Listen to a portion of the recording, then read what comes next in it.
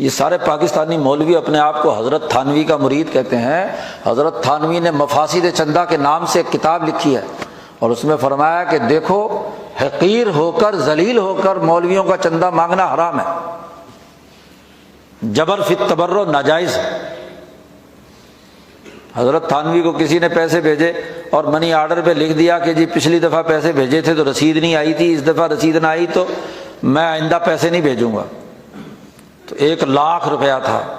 حضرت تھانوی نے کہا کہ تو اگلے سال بند کرے گا، میں ابھی بند کرتا ہوں، یہ 1,00,000 واپس تیرا نہیں لیتا میں۔ اگر مجھ پر یہ اعتماد نہیں ہے کہ میں صحیح جگہ خرچ کر رہا ہوں یا غلط جگہ پر، تو میں تیرا چندہ نہیں لیتا، لے جا۔ آج مولوی کو کیا 1,000-2,000 بھی دے دے تو واپس دینے کے لیے تیار نہیں ہے۔ یہ بڑی بدبختی، دین کا نام کام کرنا ہے تو عزت سے کرو۔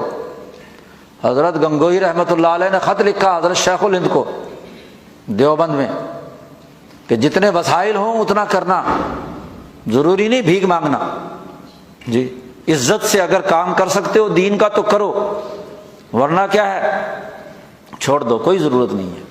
یہ دین کو بھکاری بنا دیا تو اس سے تہذیب نفس ہوگی۔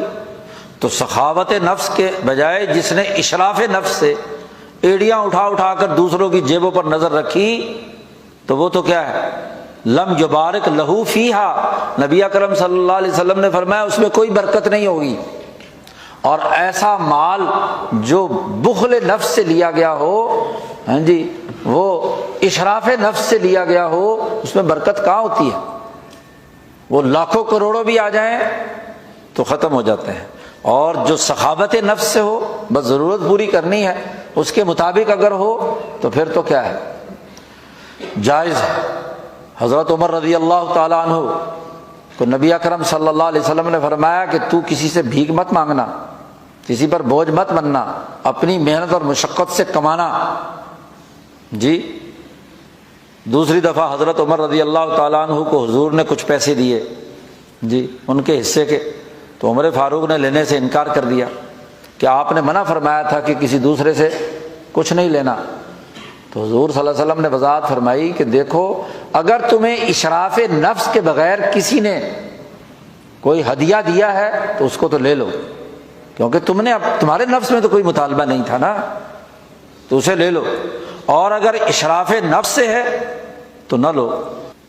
نواب آف بھاولپور نے جامعہ عباسیہ بھاولپور کا ایک جلسہ منعقد کیا اور جلسے میں بڑے بڑے علماء آتے تھے، ہاں جی، تو حضرت شیخ الہند مولانا محمود حسن، حضرت رائے پوری اور حضرت بڑے بڑے حضرات مولانا خلیل احمد صاحب سہارنپوری، حضرت مولانا اشرف علی تھانوی، سارے لوگ آئے ہوئے تھے۔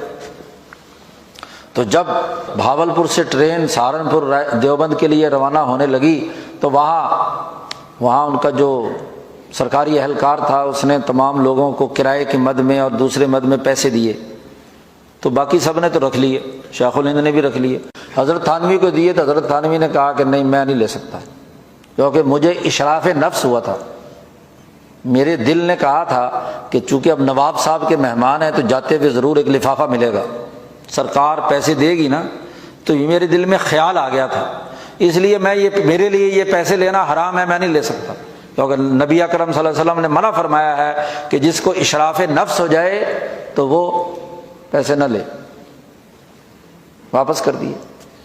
تو مولانا رحیم بخش صاحب جو وہاں کے دراصل وزیر اعظم تھے، حضرت حاجی امداد اللہ صاحب مہاجر مکی کے مرید تھے، پھر حضرت شاہ عبد الرحیم رائے پوری اور حضرت شیخ الہند سے ان کا تعلق رہا، وہ وزیر اعظم تھے ریاست بھاولپور کے، تو وہ بھی عالم تھے، مولوی تھے، انہوں نے طریقہ سوچا کہ حضرت تھانوی کو پیسے تو دینے لیکن دینے کیسے ہیں؟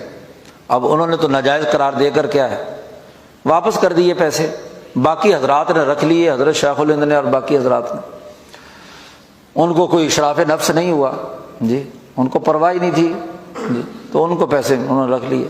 اب انہوں نے جناب والا حضرت تھانوی نے انکار کر دیا، تو حضرت مولانا رحیم بخش صاحب نے وہ جو آدمی تھا اسے ٹرین کے آخری ڈبے میں سوار کرا دیا کہ ٹرین جب بھاولپور سے چلے اور ریاست بھاولپور اور نواب صاحب کی سرکار سے باہر نکل جائے، فیروز پور اسٹیشن پر رکے تو وہاں جا کر حضرت تھانوی کو پیسے دے دینا جی۔ اب ٹرین چل پڑی، فیروز پور اسٹیشن پر اترے تو وہاں وہ آدمی آیا. اب چونکہ ریاست بھاولپور ختم ہو چکی ہے، نواب صاحب کا کوئی سرکاری وہاں تعلق نہیں رہا، اور یہ بات بھی طے ہو گئی کہ اب ہم ریاست سے نکل کر دوسرے پنجاب کے علاقے میں داخل ہو گئے ہیں. تو پھر وہ آیا منشی اور اس نے کہا کہ یہ حضرت اب رکھ لیں پیسے. ہاں جی. تو حضرت تھانوی نے رکھ لیے. کیوں؟ کہ اب کوئی اشراف نفس نہیں تھا، پتہ نفس کو پتہ چل گیا کہ مجھے پیسے نہیں ملیں گے، تو سخاوت نفس تھی، تو حضرت تھانوی نے وصول کر لی. تو بات بنیادی سی ہے، سخاوت نفس کی، اشراف نفس کی مذمت کی ہے نبی اکرم صلی اللہ علیہ وسلم نے. تو شاہ صاحب کہتے ہیں کہ اخبات للہ تعالی کے بعد، نماز روزہ عبادات کے بعد سب سے اعلیٰ ترین خلق، نفع بخش خلق سخاوت نفس ہوا. سخاوت